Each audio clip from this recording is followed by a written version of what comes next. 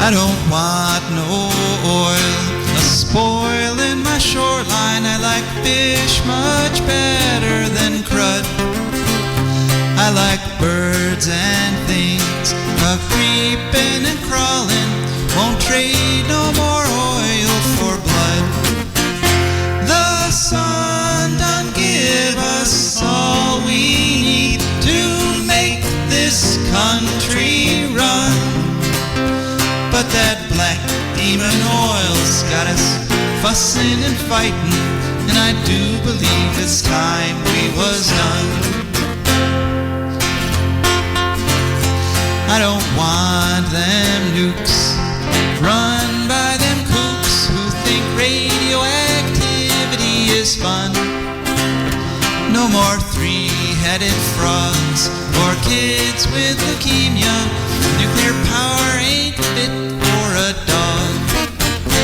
The sun done give us all we need to make this country run.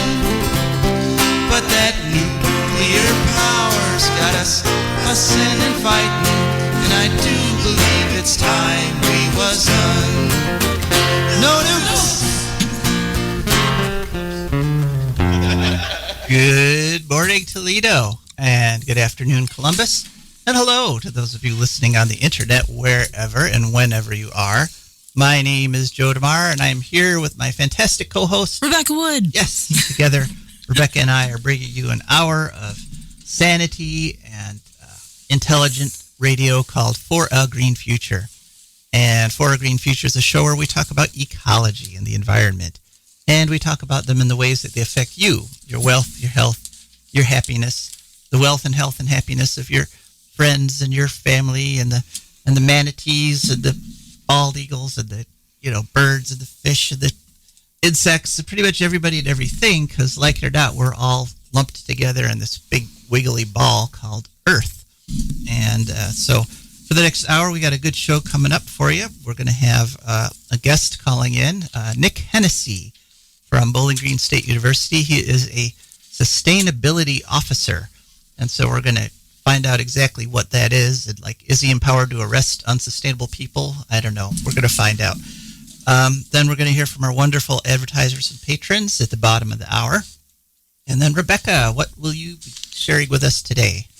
There's a connection here, trust me. In honor of National English Muffin Day, I'm going to be discussing yeast. Yeast. Okay, all right. I know it sounds fascinating. Well, it may well be, but we'll all find out. Yeah, yeast are actually really important critters in the whole ecosystem kind of big picture thing.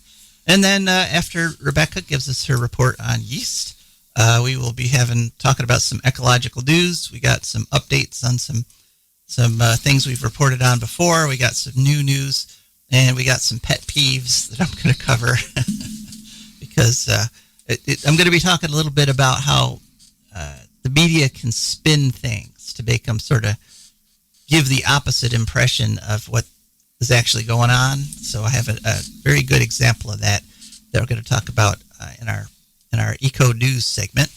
But for right now, for the next 10 minutes or so, we're just going to chat. And I would really like to actually chat with you folks. Someone can give us a call anytime during the hour at 877-909-1007. That's 877-909-1007. Or if you don't like talking on an actual telephone type thing, which a lot of people don't anymore. A lot of people prefer to send stuff digitally. So we have our amazing text reading device here. You can send a text anytime at 419-973-5841, and we will drop everything to read your text on the air. So last week, of course, we were talking about how incredibly Easterish it was, since there were so many holidays all happening on the same time. Today is also Easter. It's actually the Eastern Orthodox Easter. So happy Easter to all our Eastern Orthodox listeners. And I hope everybody out there had a happy Easter last week. And, of course, there was another holiday on Friday, my favorite holiday of the year, and that was, of course, Earth Day. which this was the 52nd Earth Day. So it was 52 years ago that people started just as a holiday caring about the planet that we live on. And it, it took us long enough to get to that point. And we are at least at the point now where almost everybody at least has to pay lip service to the idea, the goals and the ideals of Earth Day, that we're going to have a planet that we can continue to live on. And it was a pretty good Earth Day for me. Normally I have my big annual Earth Day party, but I gave it one last COVID pass because the COVID numbers have started going up, but the hospitalizations and deaths haven't yet. But I want to give it a couple weeks to make sure that those things don't start going up before I'm ready to just sort of leap into everything. And so it was a nice Earth Day. It was a low-key Earth Day, and there was a nice little event at Bowling Green State University where they had a lot of different environmental organizations. Earlier in the week, they had tables and they were passing out stuff, and I went there and I got some swag and things.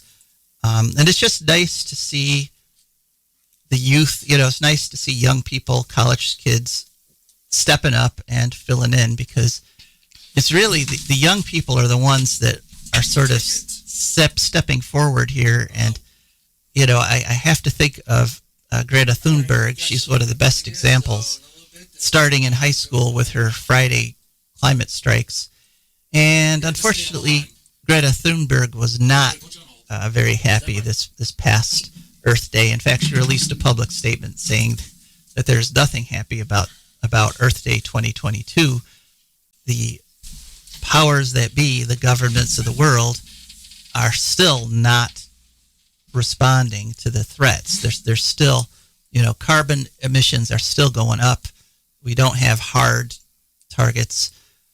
And, I understand. I understand that angst because I've kind of grown up with it. I mean, I've been an environmentalist all my life. I mean, I started reading about ecology way back in high school. I would go up to the library during my free periods, and they had like these ecological textbooks, and that's where I learned about things like trophic levels and the energy pyramids and all those environmental concepts. I was self-taught because I thought it was so fascinating.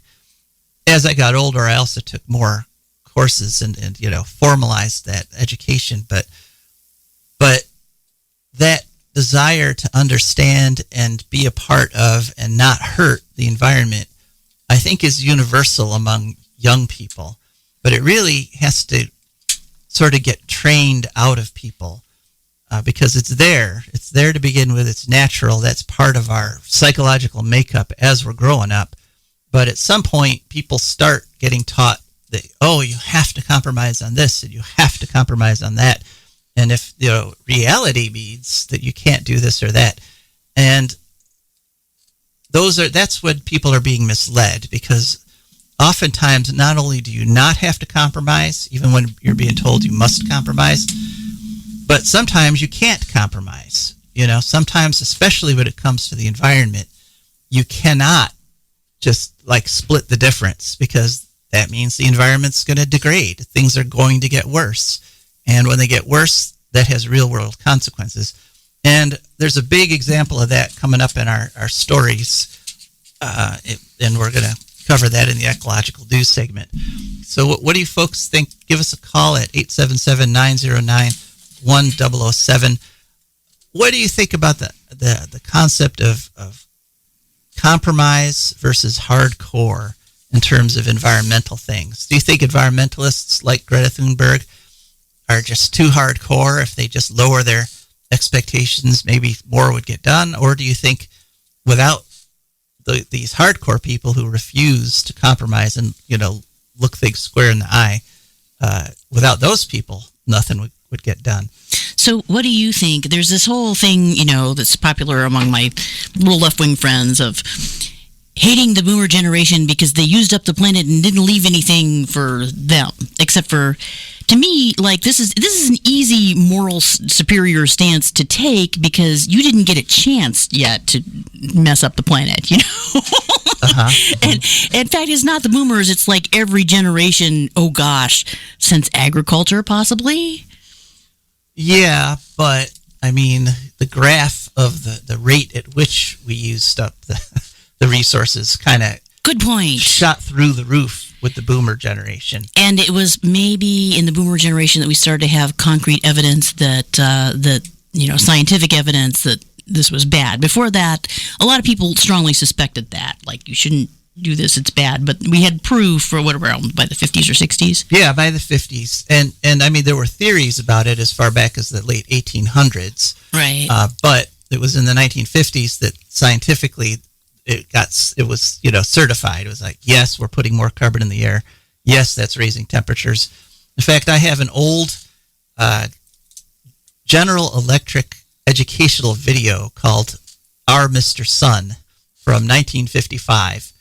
And it's this, you probably, if you grew up in my generation, Gen X/Boomer, you probably saw this in school. They had a couple narrators. They had the magic wall. And they were like showing different concepts about the sun and so forth. And in that video from 1955, the narrator says, so we're putting carbon in the air, and that's going to raise the global temperatures, and that's going to, have all kinds of disastrous effects on the climate and growing crops in coastal cities. So they do. I have video evidence that they do this. But actually, I'm glad you mentioned that because there's a documentary going on Frontline right now. It's a 3-part series on how the oil companies created the mass doubt campaign that threw into question all the stuff that they'd known since the 1950s. And it was their own scientists that knew this and told them and proved it. But then they went ahead and created this mass PR campaign. And they interviewed the people that did the campaign itself, all these, talking about the people that baby boomers can blame. I mean, literally, they're talking to the people that wrote the memos that told the lobbyists what to say to the senators. Thing is, I mean, the system has ways of co-opting people, I mean, do you want to go run around and you're fighting for the environment, or do you want to have a regular life with, kids in a house and stuff? Yeah, you want to be able to. A lot of times you have to choose, and people,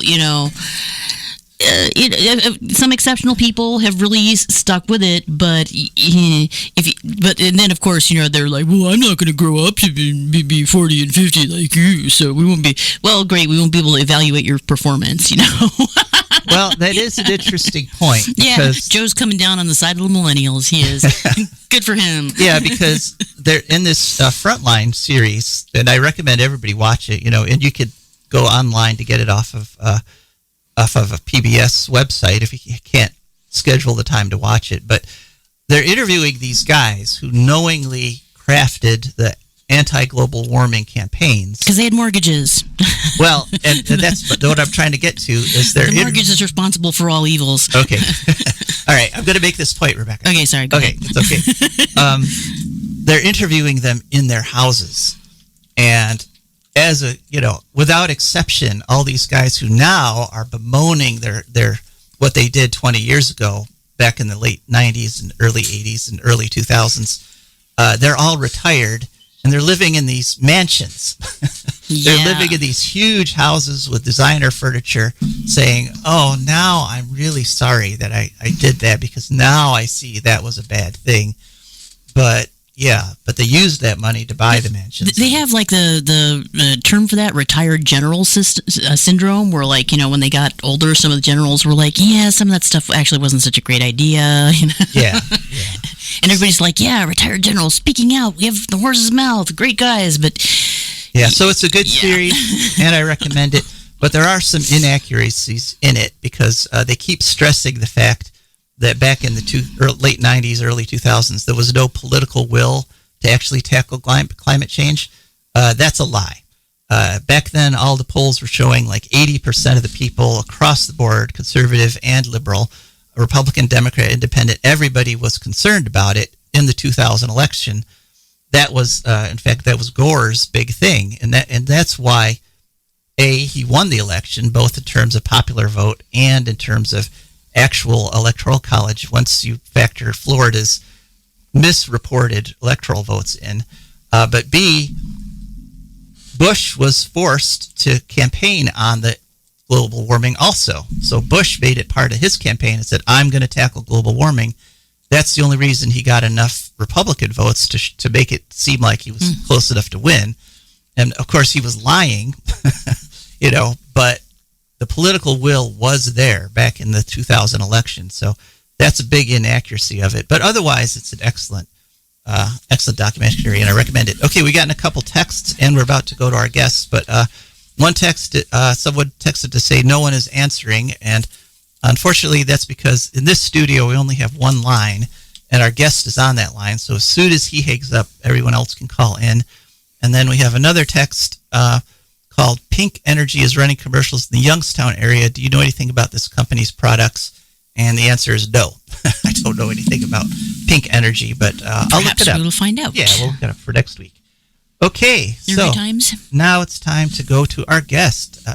Nick, are you there? I am. Good morning. Good morning. Thanks so much for joining us. You're welcome. Okay, could you please give us your actual full title and who you're with? Sure. I'm Dr. Nick Hennessy, and I am Sustainability Manager at Bowling Green State University. Okay. And I invited you on because, we ran into each other at the Earth Day event there at Bgsu, which was very nice. But B, I realized that a lot of people don't even know that universities have sustainability directors or sustainability officers or people in your position. But really, it's quite widespread, isn't it? It is. It's actually been around for a while. I've been in this position at Bgsu since 2009. We were one of the first in Ohio to have a full-time sustainability person administratively to help coordinate sustainability efforts by the institution. But we were by no means the first, and many, many schools in Ohio and nationwide, I should add, have followed suit and have full-time sustainability officers, managers, coordinators, and actually entire departments to try and coordinate institutional sustainability efforts. Okay. And so what sort of efforts are we talking about? What sort of specific activities would a sustainability officer be involved in? So from our standpoint anyway, and quite similarly with many other institutions, you kind of correlate your efforts as an institution around some goals, that you would select. And the three goals that we have at Bgsu are actually fairly common among many institutions. So our three goals for an institution's sustainability is emissions reduction is one of those, as I just heard you discussing this morning. So emissions reduction, our second goal is waste reduction and resource conservation. And then our third, really important because we are an institution of higher ed, is education and outreach in the sustainability area with our university community. So pretty much everything that I try to coordinate among our, big collection of areas across campus all revolves around those three goals in some, direct or indirect way. Okay. And how did you come up with those goals? Was that like a university-wide process, or was that something you did once your office was created? Yeah, there was a lot of input put into those, and then I think a lot of the ultimate basis was looking at what other institutions were doing as well, both within Ohio and nationally, and then where do we want to end up?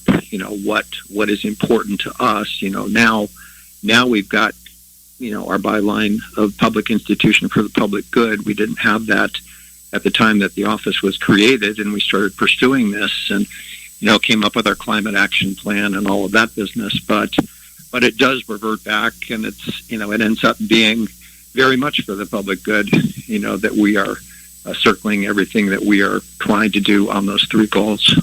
Aha. And where do you want to end up? I mean, what sort of would be the golden, the ultimate success for a sustainability officer?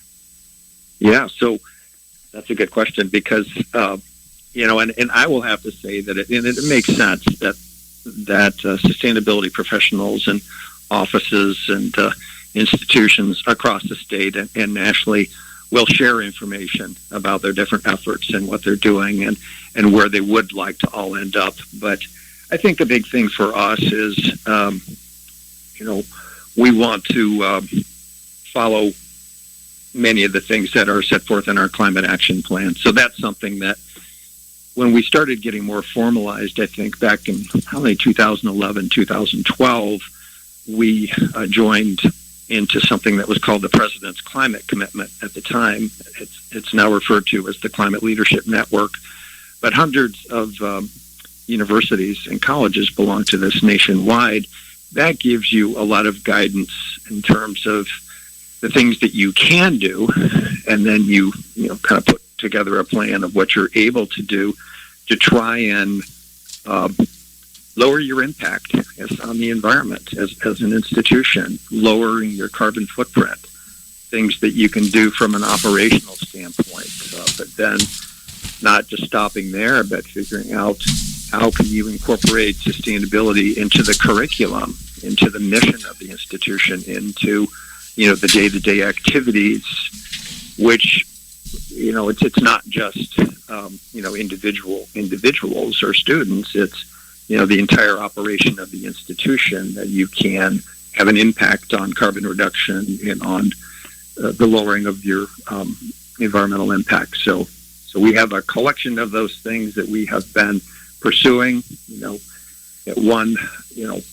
intensity or another over the years, and have expanded, retracted, all kinds of things like that over the years to kind of reach those goals. But I guess I'm asking you to get a little wishful here, just between us. I mean, you're talking emissions reduction. I mean, would you at some point in the future like to see those emissions get all the way to zero? Oh yeah. So I should specify too that we, when you join the President's Climate Commitment, when you are putting together a climate action plan and reviewing that every couple of years and figuring out where you're at and measuring your emissions and everything that you're doing to reach that, you do get very specific in terms of not only your goal, but where you are with reaching that goal.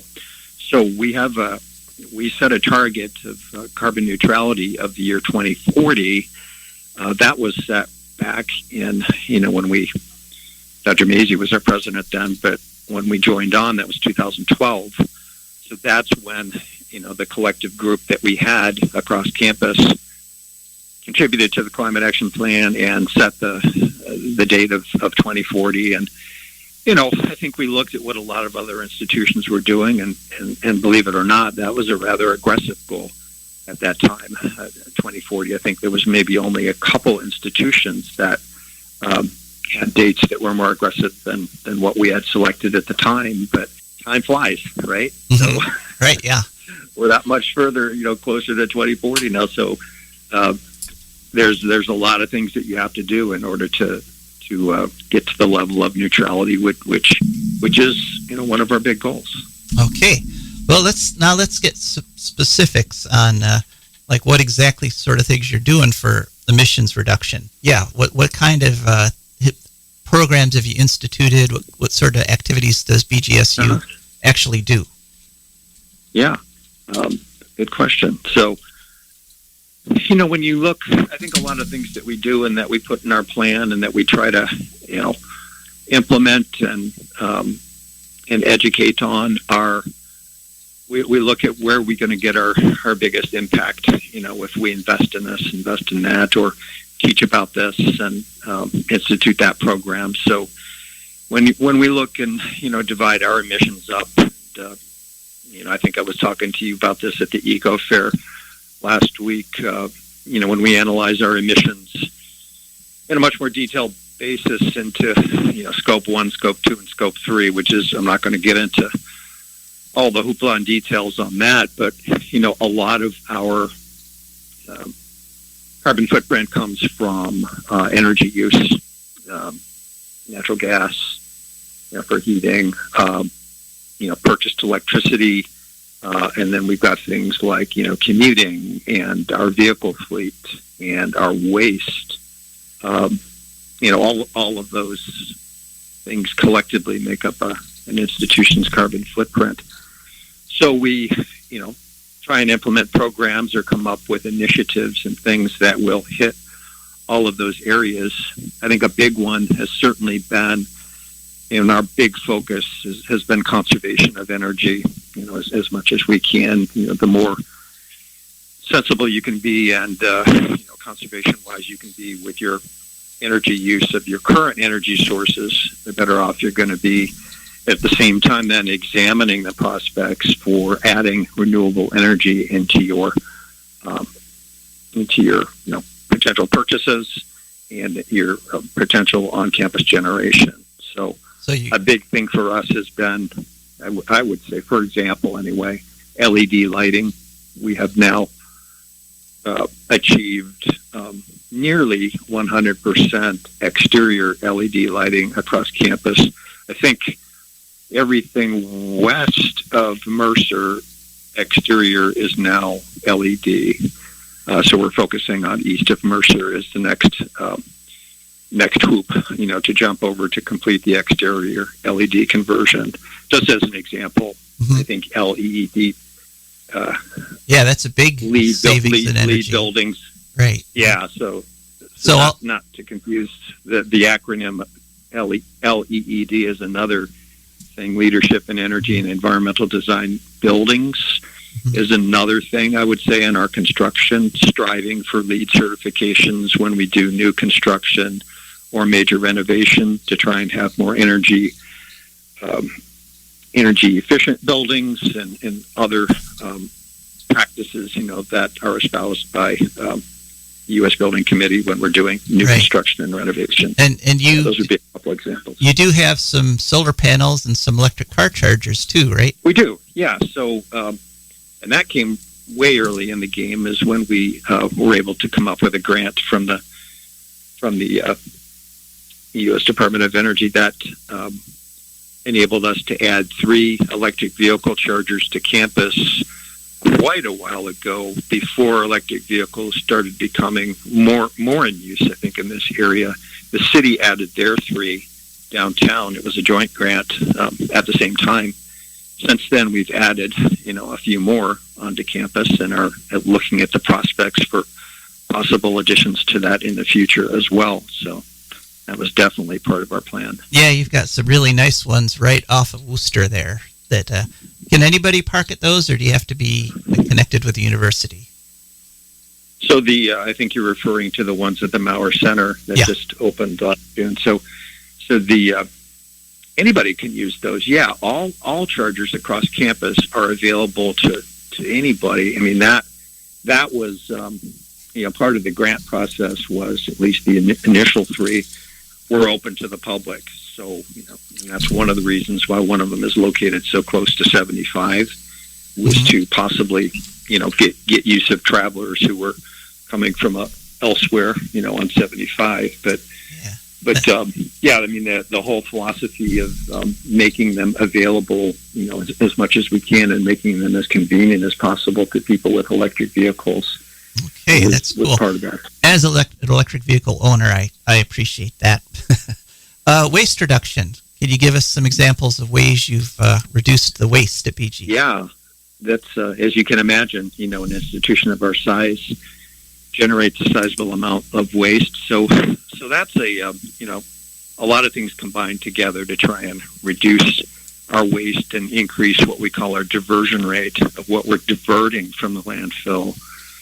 I think that it's a combination of things. So let's start with food waste, right? So I think when you think about the weight of food waste, the potential for that to generate methane gas in a landfill, and that business, reducing your food waste through composting is a big thing.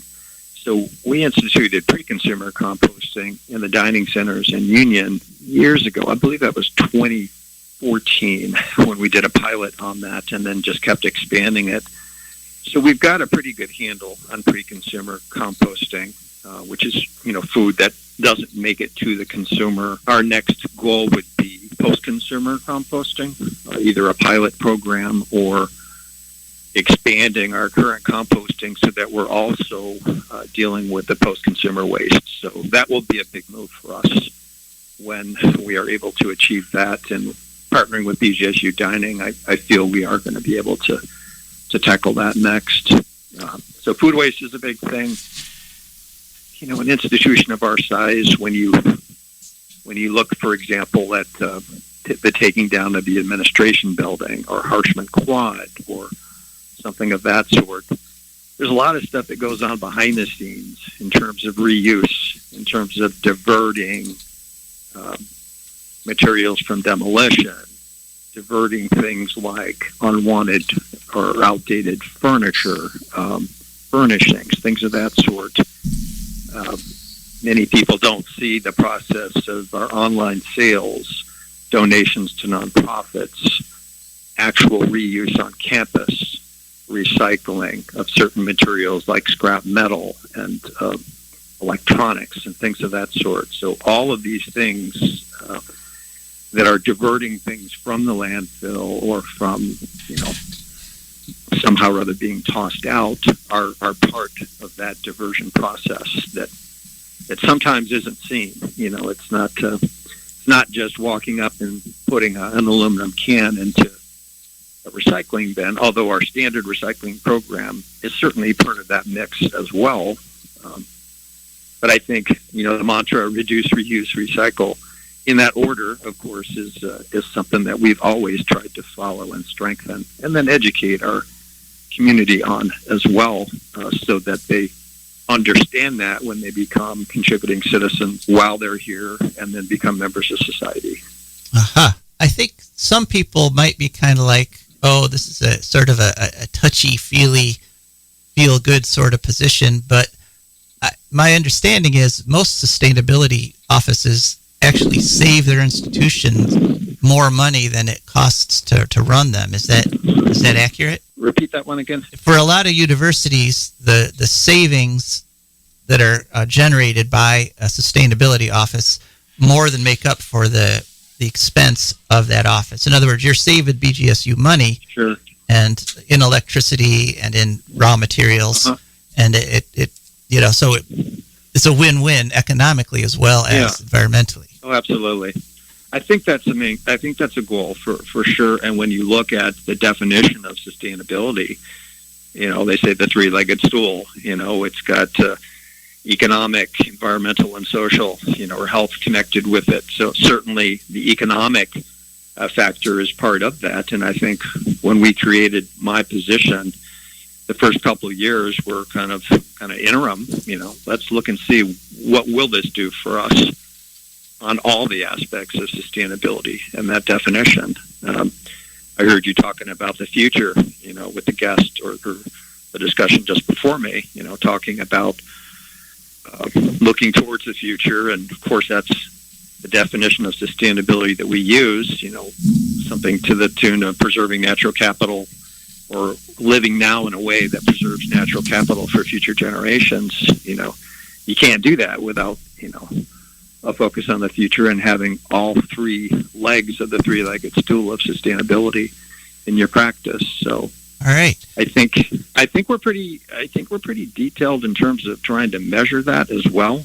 I don't think it's quite as touchy-feely as some might think, because part of my role is to input the data, in terms of our emissions and things of that sort, and get very, very specific in terms of what each of them is contributing.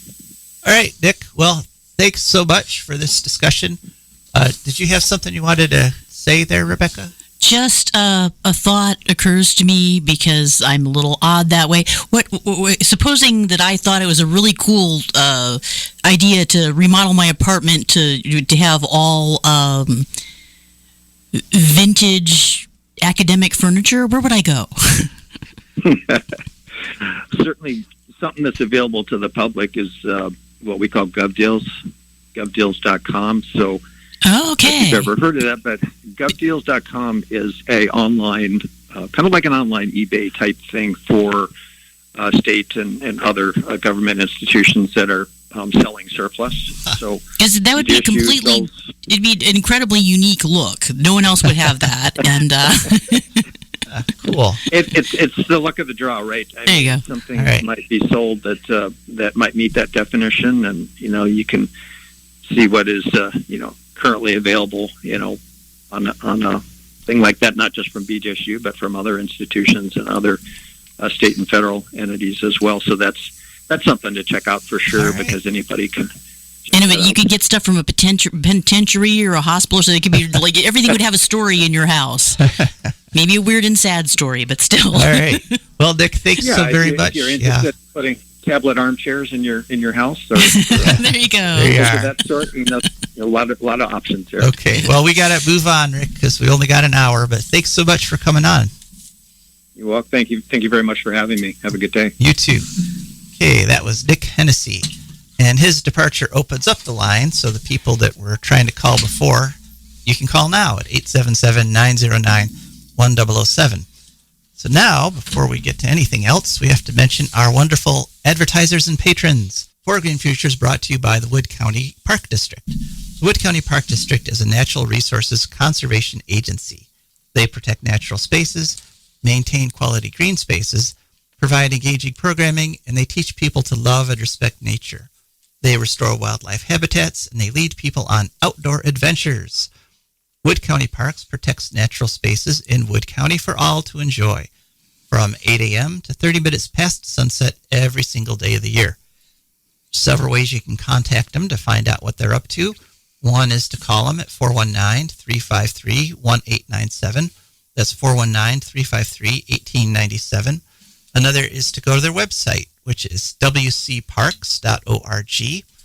And they even have a nifty app. You can go to any app store and search for WC Parks and download that. And it has some nice pictures and some interesting information.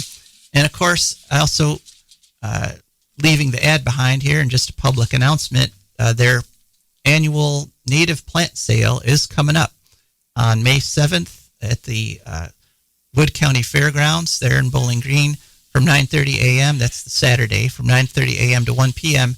And you can get a whole bunch of different kinds of native flowers and native plants that are just as pretty or prettier than the invasive species you can get from a regular garden store. So that's May 7th coming up. All right, and For Green Future is also brought to you by our fantastic patrons. These are wonderful people who know that the future requires some investment in the present. And so every week, they've gone to the patreon.com, that's Patreon, and every month, once a month, a little charge comes out of their checking account, comes over to ours, and that's how we can afford to stay on the air. So thank you very much to our patrons. All right, Rebecca, it's time to, let's see, what we're talking about again. We're talking about... okay. My starting point here was English muffins, because it is National English Muffin Day, although apparently Congress never actually voted this. Just some people in the English muffin community proclaimed it, and there has not been any dissent on this issue. The English muffin community, that's subculture I haven't explored yet. Me neither. But, I don't know. Okay, all right. Who they are or what they're doing, but yeah. So the English muffins... were invented apparently in 10th or 11th century Wales, and their original name is the toaster crumpet. Wait, they had toasters? Well, not electric toasters. They had fireplace toasters, right? Yeah, okay. Yes, right. I don't know. This is apparently what it's called in England or something. They don't really have anything exactly like English muffins in England, because I think we're doing the American thing here, which is to invent weird foods and blame them on us and foreigners, like pizza, chili, all that stuff. Not actually hamburgers, right. Not from Hamburg. Gotcha. Yeah. But so apparently the technical difference between an English muffin and a regular old muffin amounts to yeast. Okay. Yeast is in English muffins. So yeast is a fungus, as people may know. It's a fungus. The baker's yeast in particular, and brewer's yeast, convert fermentable sugars in dough or in whatever you're fermenting, for others alcohol, into carbon dioxide and ethanol. which makes the little bubbly things in the English muffin, which catch the jam and the honey and things so nice. So, a yeast is, in general, including yeast which are harmful or not useful to humans, are eukaryotic, single-celled microorganisms which have a eukaryotic, meaning it has a distinct nucleus. And the first of them would have appeared hundreds of millions of years ago, and there are 1,500 species recognized that they know about. They are pretty sure there are probably others. And they make up 1% of all fungal species. So if you are somehow in a situation where you have 100 fungi in front of you, odds are pretty good one of them is a yeast. I'm not sure when or where that would happen exactly. But yeah, they're unicellular, but they're evolved from multicellular ancestors. So at some point, they decided to scale back and have this as an option. Apparently, they reproduce by mitosis, or a splitting of the cell, and some by budding, using something called pseudohyphae. Pseudohyphae. A pseudohyphae cell, which is important difference between them and molds, is that molds have real hyphae, which are multicellular filaments. Aha. Okay. The yeast have something that looks like a hyphae, but isn't hypha, but isn't. So apparently there are also some that can do both. Some fungi that can do both, which are dimorphic. But if it's capable of adapting to unicellular living, it is a yeast officially. Is the deal. So baker's and brewers yeast in particular is Saccharomyces cerevisiae. And some other things it's used for or used against us. It's biologists like to study yeast cells a lot to understand eukaryotic cells in general, including human biology. So it's like fruit flies. Biologists like fruit flies a lot because like the genes are real big and clear and easy to use, and they reproduce super fast. So a lot of what molecular biologists know about you came from yeast. Some yeasts are pathogens, which can affect humans, as we know. They're also used to generate electricity in microbial fuel cells and to produce ethanol for biofuels. And the yeast are so large and diverse that they're in two separate phylae. They're in Ascomycota and Basidiomycota. So there's a lot of them, and there's a lot of different species. Cooking yeast and other true yeasts, which budding yeast. A budding yeast is a true yeast, are in the order Saccharomycetales in phylum Ascomycota. And the word comes from an Old English word, which comes from Indo-European word meaning boil, foam, or bubble. So yeast means bubbly stuff, essentially. Yeah. And the unleavened, it also ties back to the whole Passover thing because the big deal was when they were running away from the Egyptians, the Israelites did not have time to stop and leaven their bread. So they just use unleavened bread.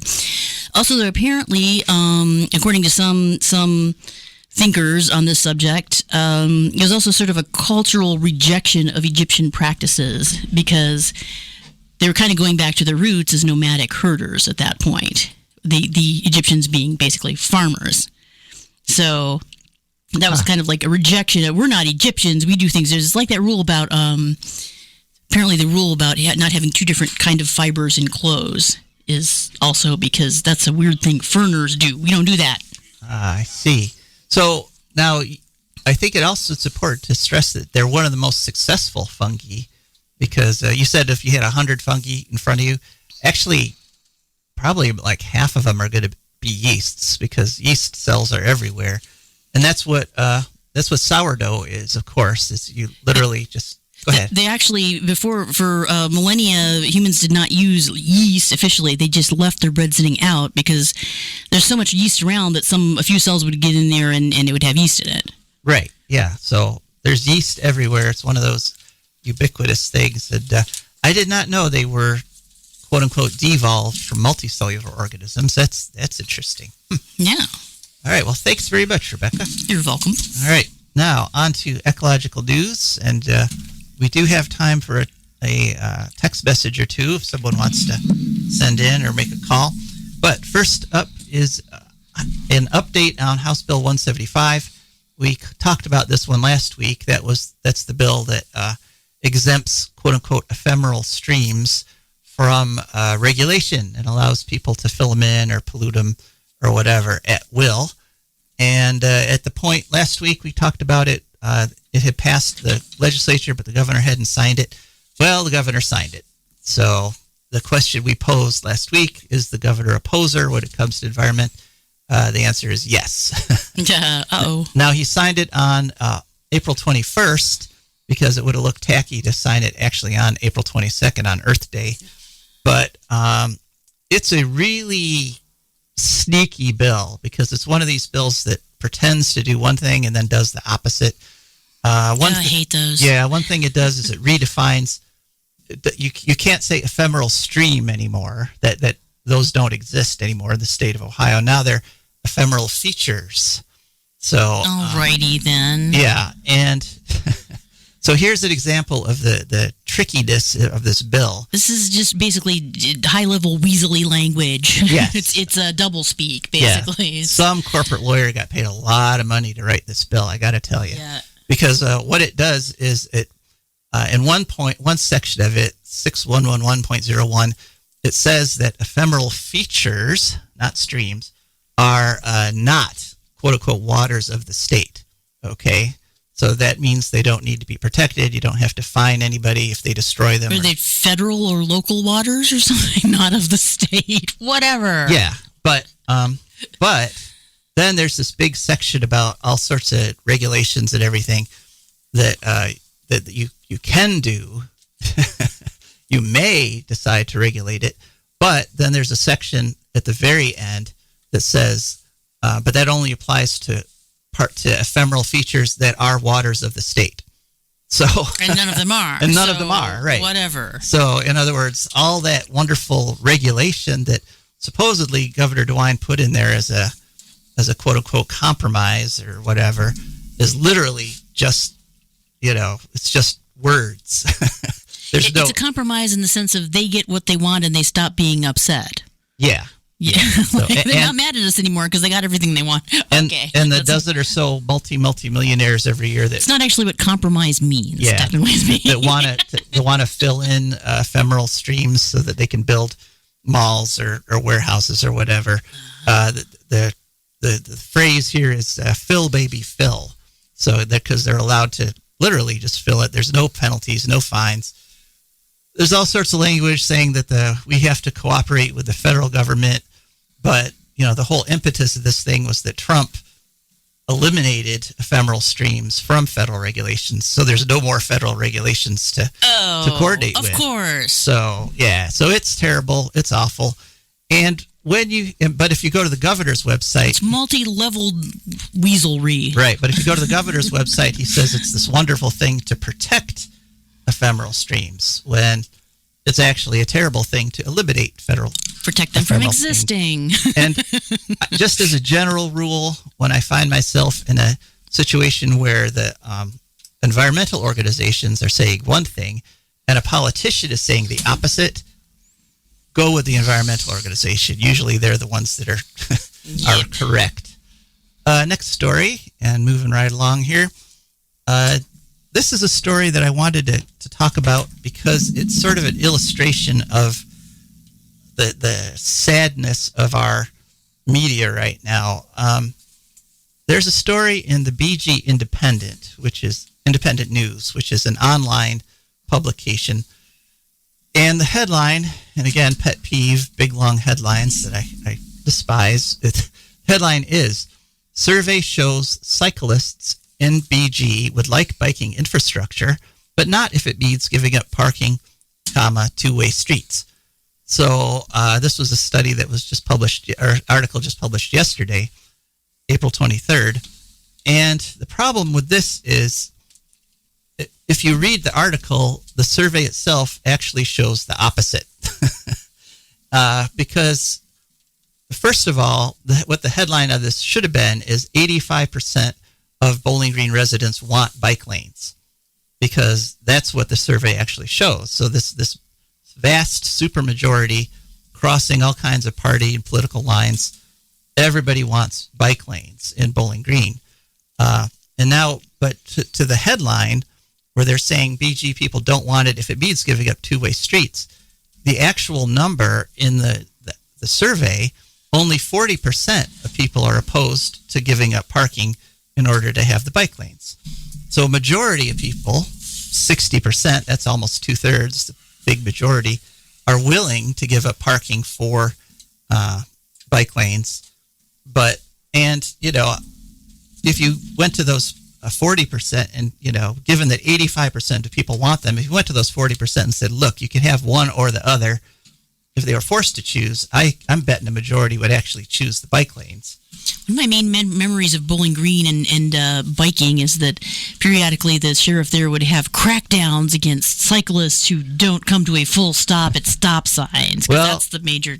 They've eased up on that. People's cars were complaining. So that's nice. They've eased up on that. But basically, we got to contrast this to Europe, where they are in many European cities. They're banning cars completely from the center of the city, and they're finding people are healthier and they're actually wealthier and literally happier after the cars are gone, because cars really are a stress on people. So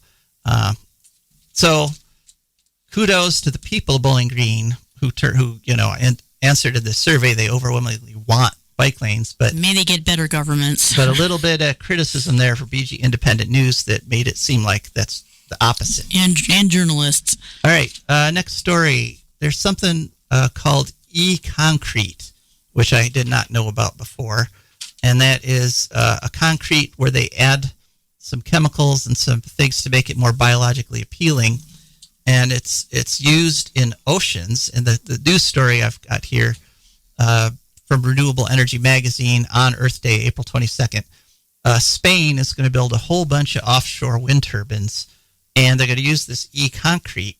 And what it does is it actually changes the foundation of the wind turbine into a coral reef. Cool. Yeah, it allows the coral and the barnacles and all the and the worms to actually colonize the towers, and those actually form an impenetrable shield around the concrete, and it actually makes the concrete stronger and protects it from the seawater, so it lasts longer. And so it's wearing some insulation. Of course, it's stronger. Yeah, so that's pretty cool news, and it means a lot more fish, because every time you get a coral reef, you get fish. So, all right, we're running out of time here, but one last story I wanted to cover, and that is Earth Day, of course, was Friday, and President Biden made a big speech. He went to Washington State, Seward Park in Washington State, and he did some touting of his environmental stuff, which I'm all for that. If you actually do some good environmental things, yeah, go ahead and brag about it. They're going to do some nice things like replacing diesel school buses with electric school buses all over the country. That's going to help human health immensely, because right now kids with asthma have to ride diesel school buses, which is like a recipe for disaster. Once we switch to electric, not only fewer emissions but healthier kids. So he's also set aside a lot of money for capping and sealing abandoned coal mines in places like Pennsylvania, which is a cool thing, because right now there's thousands of streams in Pennsylvania that are dead, biologically dead, because of leaking abandoned mines. So if he really is serious about capping and sealing those, that can have a huge benefit for the environment. Unfortunately, he did mention how wonderful advanced nuclear is, which, boo. I would have been booing at that point in the speech. But he also bragged about how they're going to replace lead pipes all over the country. That's a wonderful thing. And the big announcement that he made is that he's instructing the federal government to do a complete survey of old growth in national forests. And the stated purpose of this survey is not to cut them down faster. This is what, but in order to protect them, and so switch the National Forest Service away from logging old growth. Now, that is good, but the problem is, of course, this survey might take 2 years, and in the meantime, they might cut a whole bunch of them down. Let's hope not. but at least he made the effort. At least he said something about Earth Day on Earth Day, which is good. So that's it for this week's show. I'm sorry to the people who didn't get through, who had to call, but we'll be back next week. And thanks for listening. This is Joe DeMare and Rebecca Wood. And we are signing off. But that black demon oil's got us fussing and fighting, and I do believe it's time we was done. I don't want them nukes run by them kooks who think radioactivity is fun. No more three-headed frogs or kids with leukemia. Nuclear power ain't fit for a dog.